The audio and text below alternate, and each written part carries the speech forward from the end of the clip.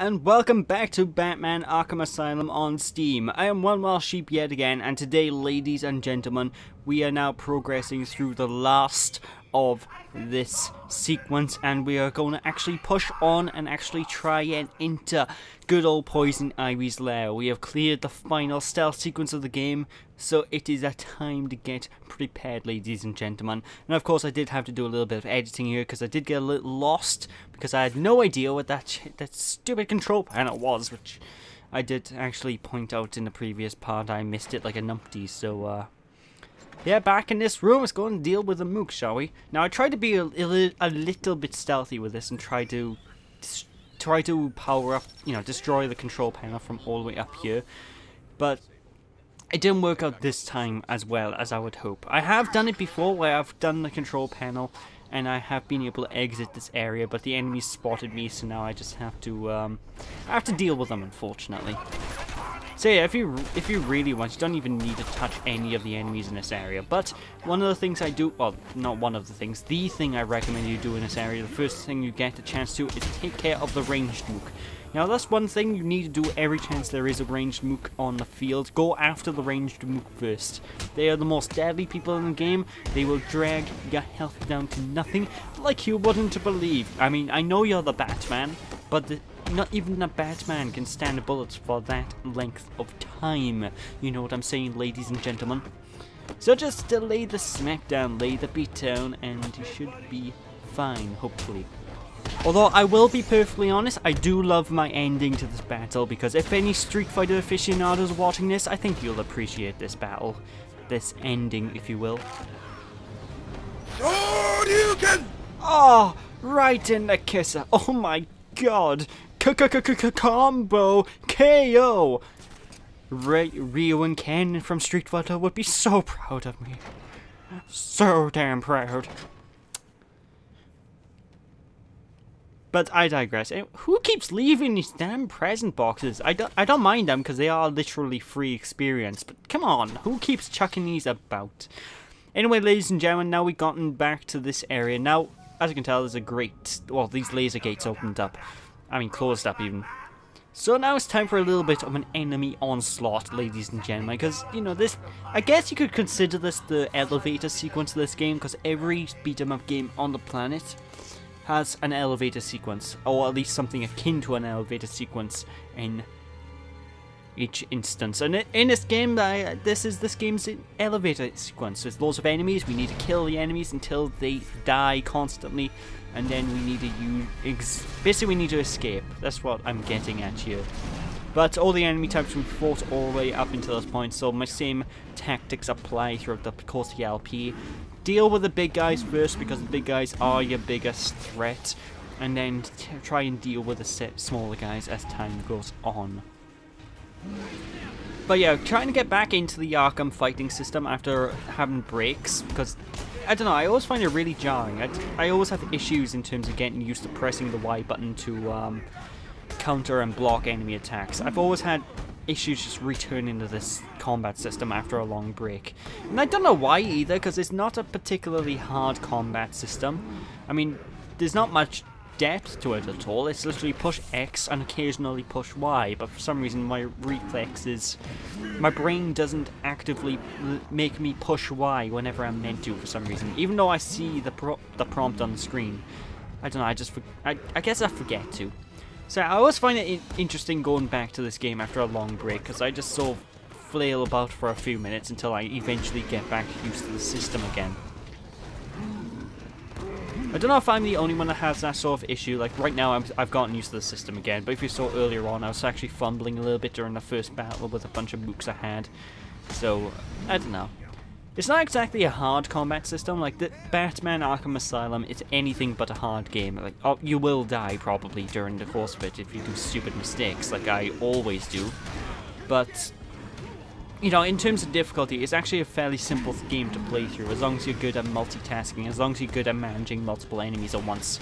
Honestly, you shouldn't have an issue going through this. Alright, big guy, let's show them who's boss. Hulk smash, I guess. Well, you're not really the Hulk, so... Titan smash!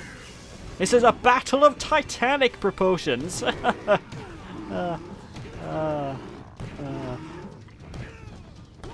Don't rage at me in the comment section. I know at least one of you laughed at that pun, and that's all I need. That is all I am content with. There's nothing to get in a tuffle about. That's what I'm saying. You know, just keep on your toes anyway. That's all I can really say for this battle. Just continue doing it. Use your Spider-Man Spidey sense thing. And yes, that is like a Spider-Man sense. I've always called it a Spidey sense. And Bob's your uncle. Actually, I do find it kind of weird how Batman has this sort of spider sense in this game.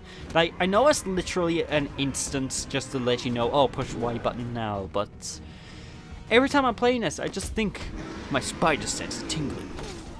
Precisely, Robin. You know, it always catches me off guard. I always find it really weird and jarring. Like, the only instance where this sort of works in the Arkham series that I've noticed is Spider-Man, purely because Spider-Man has a spider sense. He has a little squiggly line thing that pops up on enemies' heads. Unfortunately, the Spider-Man games, when they do the Arkham system, is nowhere near as refined or as good as the Arkham games, you know?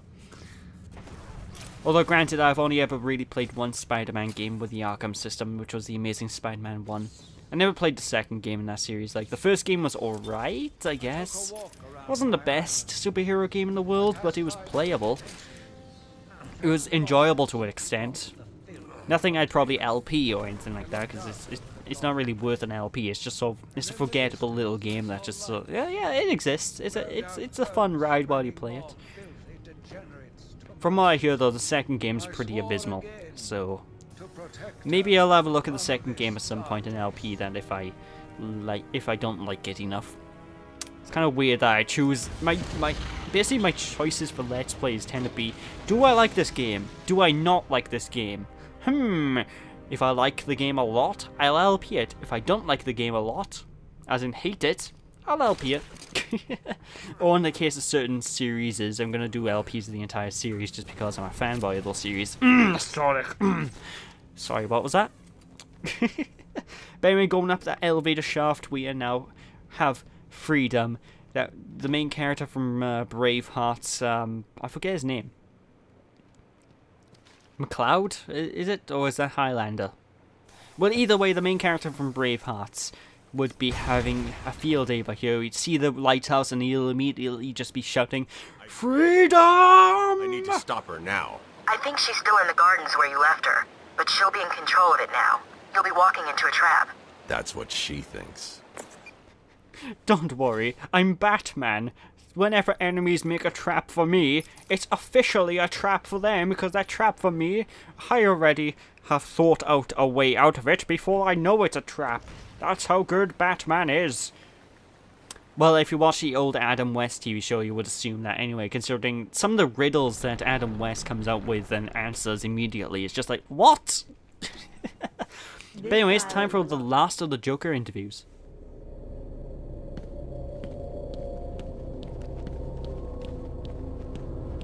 I once went to a psychiatrist.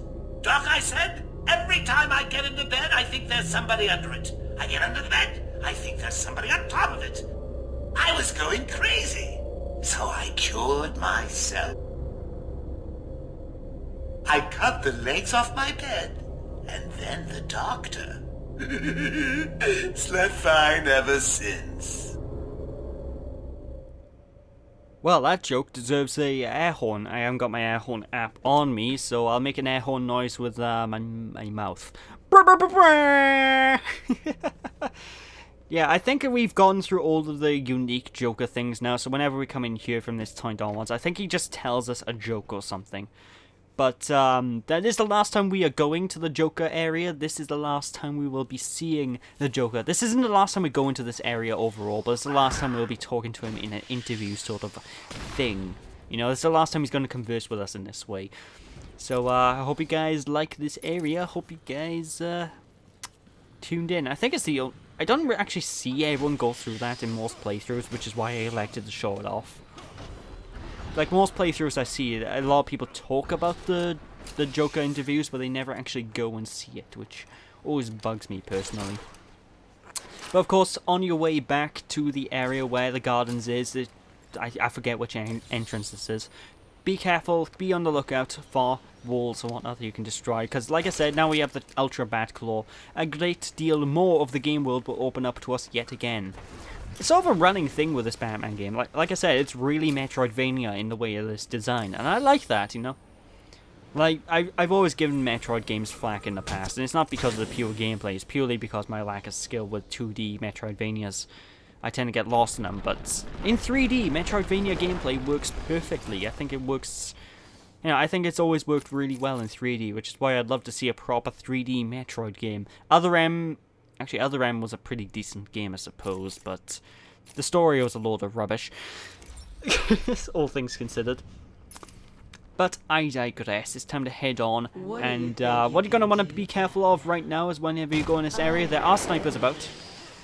These snipers are bad news, they are bad doo-doo, so what you want to do is dodge roll like the madman you are, and hopefully you'll survive. Actually, I don't advise dodge rolling at all, I advise just taking them out stealthily and then trying to take out the other one before he takes you out, but unfortunately, I am a pleb, so yay! I'm Batman. He doesn't know I'm here. I don't know, from this point in the game though, one thing that kind of bugs me about the snipers are they tend to be really accurate. Especially in comparison to what they are earlier on in the game. Like, a sniper will just sort of, I don't know, the range of view, the cone that they can look through, just seems so much bigger from this area of the game, you know, folks, so I don't know, personally I just have a lot of issues with sniper at the end game. I don't know if anyone else has that sort of issues. I'm probably just a pleb. But you know, it takes a good few attempts for me to actually get to the gardens, ladies and gentlemen, because I'm walking through the door. Okay, it seems safe, everything seems in order, but unfortunately the snipers have the range of gods, and they'll just see me and suddenly go, I see you. Like, look at this is ridiculous. I had no chance to survive that. Like, Batman can't believe it. Fortunately, I have collected many a one-up during the course of my gaming experience, so I have plenty of retries. I kind of wish that one-ups were carried across games. Like, that could be a good feature for Steam. Like, if there's games that have extra lives, I would like it if Steam had a little feature that where you could collect lives in certain games and it would add to your extra life count overall in Steam. So then every time you join a new game, you play a different game, your life count will actually carry across. That'd probably be a good metagame sort of thing. Although it's only applied to games that actually have live scores, and not many games these days actually do have life counts. Honestly, I'm kind of glad they don't, because lives, as much as I like getting one-ups and one-up jingles and whatnot, they are a bit of an outdated concept in this day and age. But, I digress. Boom! That teaches you. Now, believe it or not, it took me like 6 or 7 attempts to take this guy out. It's actually pretty ridiculous how long it took me to take him on. But with that, ladies and gentlemen, that's it for this part. So thank you all for watching. Hope you all enjoyed. Don't be sheepish, people. And when we return next time, we will be dealing with good old Poison Ivy herself in the gardens. And we'll be finishing it off and basically preparing for the final stretch. We are almost at the end game, so I hope you're all excited. I know I am, people. And sorry, I have to end this part. So I'll catch you all then. Don't be sheepish. Bye!